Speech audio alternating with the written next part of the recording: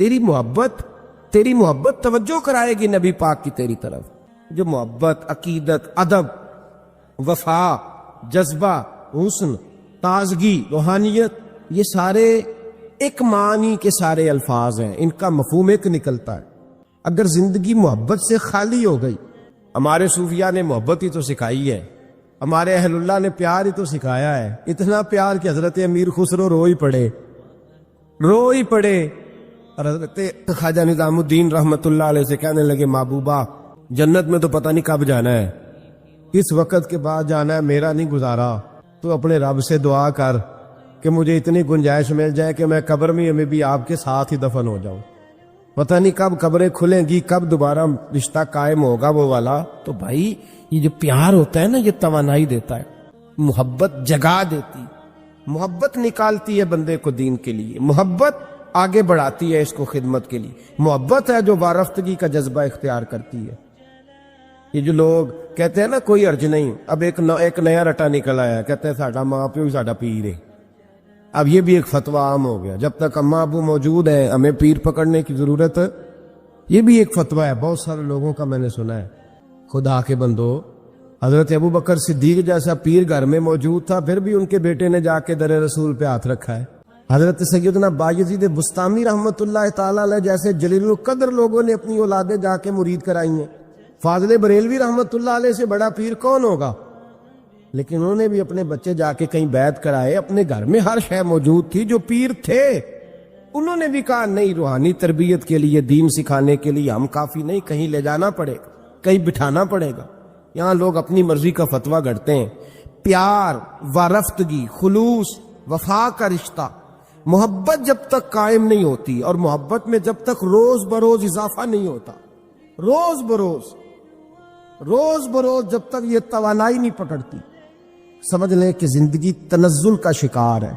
آپ واپس آ رہے آپ، اور محبت جیسے جیسے بڑھتی جاتی ہے، پیار جیسے جیسے بڑھتا جاتا ہے. اقبال کہتے ہیں جب عشق سکھاتا ہے آداب خود آگاہی، جب عشق سکھاتا ہے آداب خود آگاہی، کھلتے ہیں غلاموں پر اسرار شہنشاہی. لوگوں کو اس فلسفے کی سمجھ نہیں آتی، وہ سمجھتے ہیں میں نوکر بنا ہوا ہوں، کسی کے دروازے پہ کھڑا ہوں. اقبال کہتے ہیں جب تجھے عشق آداب سکھا دے گا نا، تو پھر اگر تو غلام بھی ہوگا تو اللہ تجھے شہنشاہ بنا دے گا، پھر تجھے آداب شہنشاہی کا پتہ چلے گا.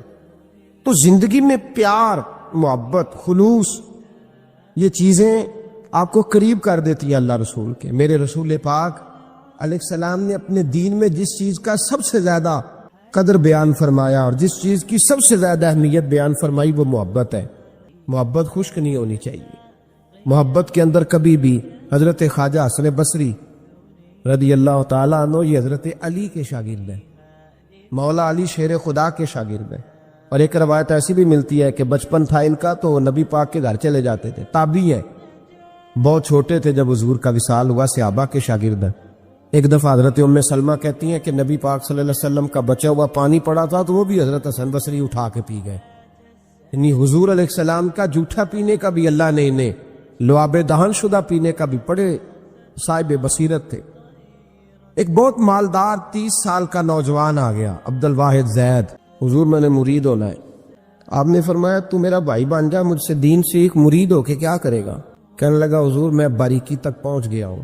بھائی تو شریک ہوتے ہیں، تو مجھے بھائی نہ بنائے، مجھے غلام بنائے.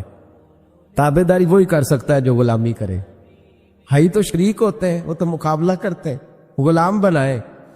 حضرت حسن بصری، حضرت عبد الواحد بن زید رحمت اللہ علیہ فرماتے ہیں میں کروڑ پتی تھا، ہیرے جواہرات کا ٹھکانہ ہی نہیں تھا. تو حضرت حسن بصری رحمت اللہ علیہ فرمانے لگے تیرا میرا سٹیٹس ایک نہیں، تو میرا غلام کیسے بنے گا؟ تیرے گھر میں تو خود 20 غلام ہیں، تیرا میرا سٹیٹس نہیں. میں غریب آدمی ہوں، ایک وقت کھا لیتا ہوں، 2 وقت بھوک کاٹ لیتا ہوں، تو شہزادہ ہے، سٹیٹس نہیں بنے گا. عبد الواحد بن زید گھر گئے، اپنے غلاموں کو کھڑے کھڑے آزاد کر دیا، رشتہ داروں کی لسٹ بنائی، سب کو دعوت کھلائی، جو گھر کے اندر مال دولت تھا ان میں بانٹ دیا، باقی پڑوسیوں کو دے دیا. جو کپڑے پہنے ہوئے تھے وہ بھی اتار کے صدقہ کیے. ٹاٹ کا لباس پہن کے حضرت حسن بصری کے سامنے آ کے کھڑے ہوئے. خواجہ حسن بصری نظر اٹھائی، کہا اچھا یہ حال کیسے ہو گیا؟ کہ حضور ہر شے بیچ آیا ہوں۔ کہا کیوں؟ فرمانے لگے آپ نے کہا تھا تیرا میرا سٹیٹس نہیں، اب تو ایک ہو گیا ہے نا، اب تو سٹیٹس ایک ہو گیا نا، اب غلامی ملے گی۔ آپ نے فرمایا 3 شرطوں پہ قائم رہنا، 3 شرطوں پہ۔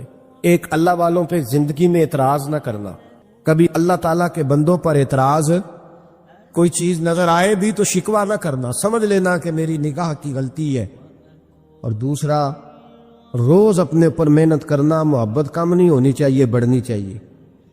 اور تیسرا فرمایا مجھے کہنے کی ضرورت نہ پڑے، کہنے کی ضرورت، تجھے اشارہ سمجھ جانا چاہیے۔ عبد الواحد بن زید کہنے لگے حضور ملے گا کیا؟ آپ فرمانے لگے یہ تیرا مطالبہ بھی غلط ہے، وہ تو بعد کی بات ہے، ملتا کیا ہے؟ غلامی میں آ گئے۔ فرماتے ہیں 30 سال نوکری کی حضرت کی، 30 سال۔ لوگ کہنے لگے بابا پھر ملا کیا؟ فرمانے لگے تم نے بھی مطالبہ غلط کیا ہے، یہی تو میں کر بیٹھا تھا۔ کہا ملا کیا؟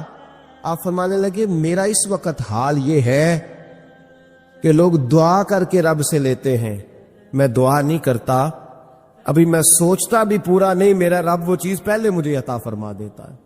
اور بغداد کے لوگ کہتے ہیں بغداد میں قحط پڑ گیا، بارش نہیں ہوتی تھی، بارش نہیں ہوتی تھی۔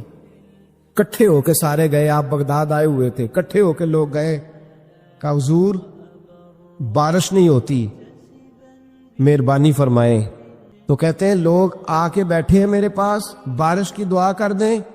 حضرت عبد الواحد بن زید کہنے لگے اے اللہ تجھے پتہ ہے یہ میرے دروازے تک آ گئے، پہنچ گئے، ابھی تک بارش نہیں آئی، اور لفظ پتہ کیا ہے؟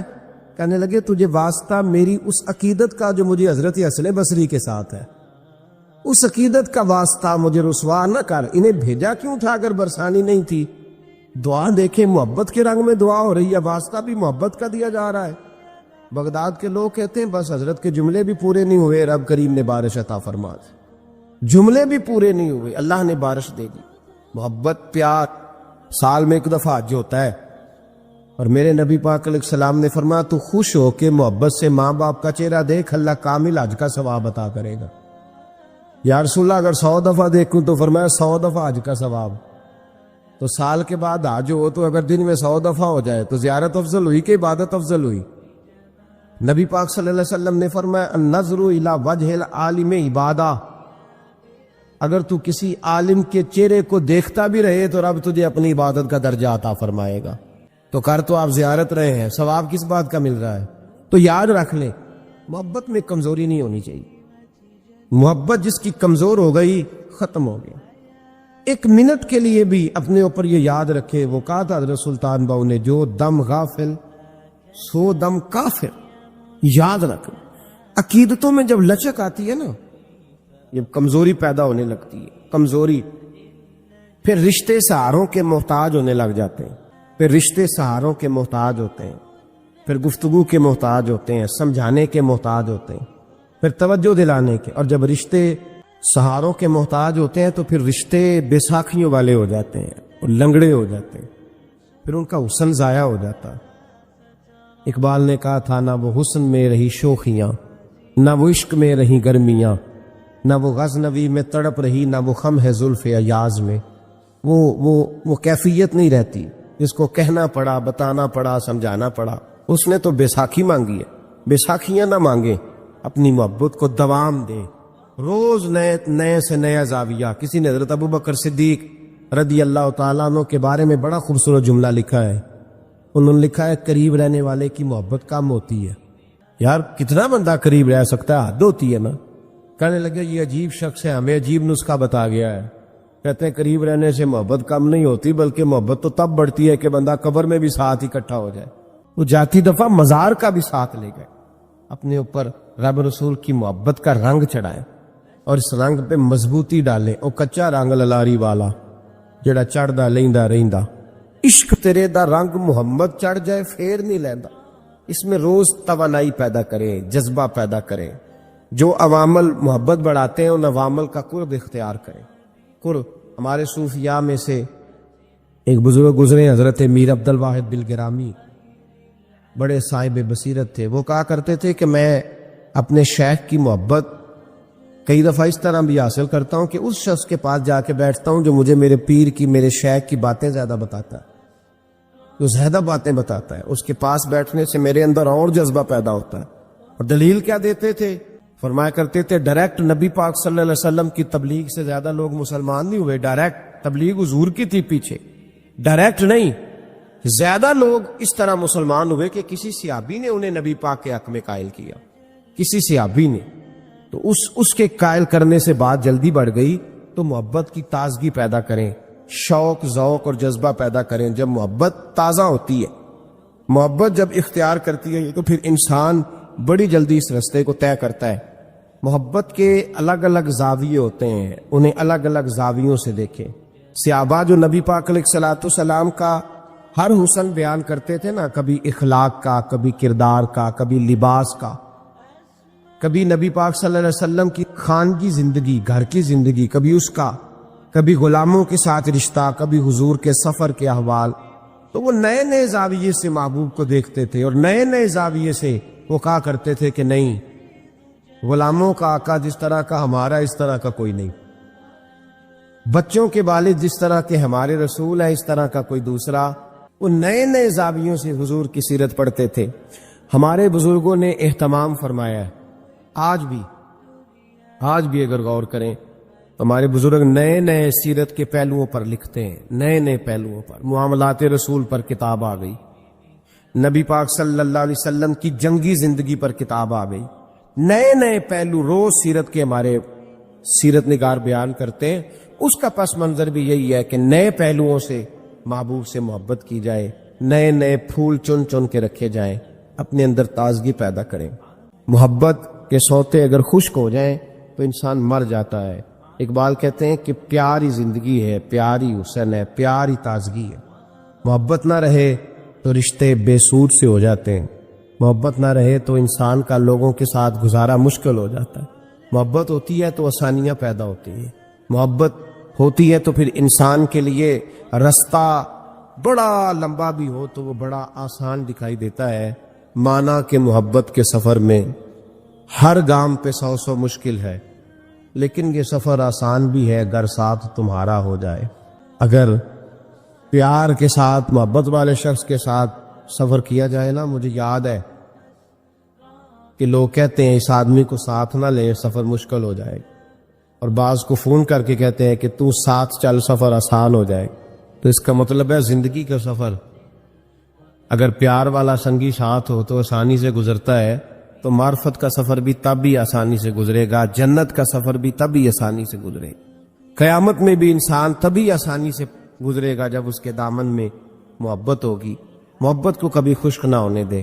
ہمارے ہاں پیار ہوتا ہے، اور جب ہوتا ہے تو بڑا جذباتی ہوتا ہے، بڑا جذباتی، پھر آہستہ آہستہ اس پہ میل کچیل چڑھنے لگتی ہے، شیطان، دنیا، زمانہ اس پہ کچھ نہ کچھ گرد اڑانے لگتا ہے، پھر وہ آہستہ آہستہ گدلا ہوتا ہے، میلا ہوتا ہے۔ کئی دفعہ ایسا بھی ہوتا ہے اگر تیز دھوپ میں بندہ رہے نا، چھاؤں میں نہ آئے، تو وہ خشک بھی ہو جاتا ہے، سارے کا سارا مٹ جاتا ہے۔